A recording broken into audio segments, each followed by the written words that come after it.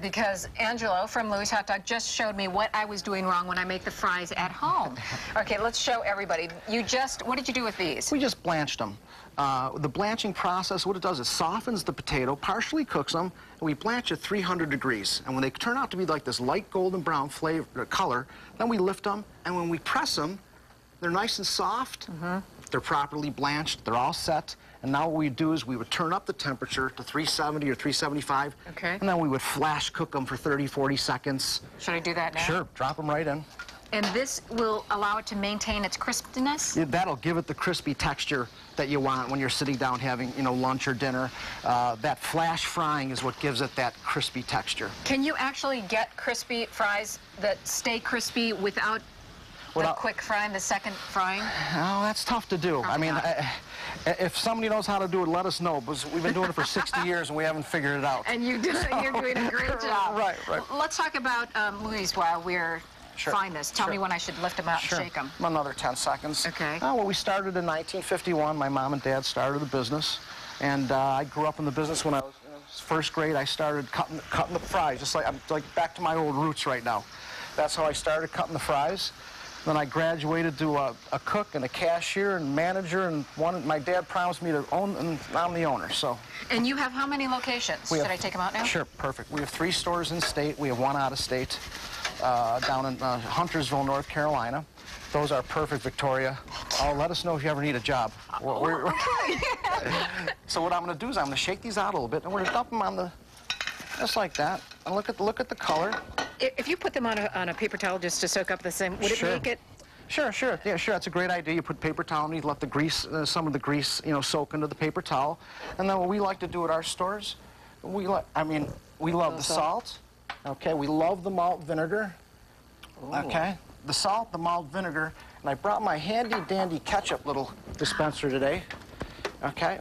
I like combining ketchup and mayonnaise and dipping, or a chocolate shake. You have great chocolate shakes. Thanks. And that's the perfect French fry. The French may have invented the French fry, but the Americans perfected it. And there we go. Perfected it. That is delicious. Same thing for the sweet potatoes? Same thing with the sweet potatoes. Now, sweet potatoes, the blanching is a required process because they're hard like carrots. They're much harder than the regular potato. Much harder than a white potato. So we're going to blanch these. We're going to cut them in the same. We've got some here. Should I stick some in? Yep. Stick some in. We're going to lower the temperature a little bit because we're going to blanch these at 300. Perfect, Victoria. I'm going to drop those right in there. We'll let those cook. And again, when we pull those out, they're going to be bright orange still. But when we press them, they're going to be soft. You'll be able to squish them with your finger. Then you know they're properly blanched.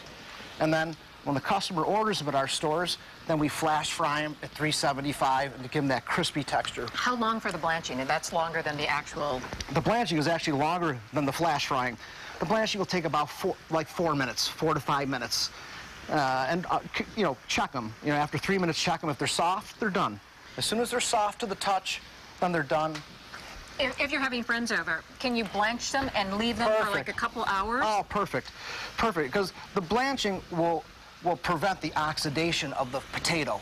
They won't oxidize or turn brown, okay? So the blanching partially cooks the potato. Do it before your guests come over, and then during halftime, a couple minutes before halftime, you just flash fry them at 375 to finish them off, bring them out, and they're perfect. And the key to good French fries? Always clean oil and hot temperatures. Okay. What if you get a little bit enthusiastic and want flavored fries? I'm glad you asked that. I'm glad you asked that question. I happen to bring at that. My Cajun seasoning. Yep, you didn't even know that. No. I brought my Cajun seasoning, and all we'd have to do is when the fries, even if you just want to just drizzle them on the fries like that. But yeah, after they're cooked. Always after they're cooked. Now, you can't do it before and then fry it. No, you don't want to get that in the oil. You keep the oil always fresh, and then when they come out, normally we would shake them in a basket. But even if you just want to just drizzle it on like I just did, it's perfectly fine. All right, and you can if you just don't want to cook them yourself, you can get them at Louie's. Locations again? Elmwood Avenue, Sheridan Park, our original location. That's where you'll find myself.